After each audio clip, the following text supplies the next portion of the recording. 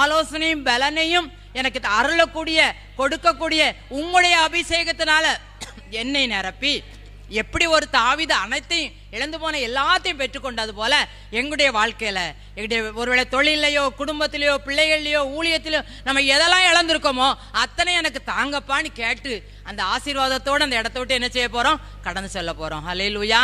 ஆண்டவர்ட்ட நம்ம எல்லாரும் அப்படியே கண்களை மூடி ஆண்டவருடைய சமூகத்தில் நம்மளை ஒப்பு கொடுத்து எல்லாரும் நம்ம ஜெபிப்போம். ஆண்டவரே, நாங்கள் யாருனாலும் ஆலோசனையும் பலனையும் அருளும் அபிஷேகத்தை இந்த இடத்துல இழந்து போயிருந்தா ஆண்டவரே, நாங்கள் இழந்து போன அபிஷேகத்தை திரும்ப தாங்கப்பா.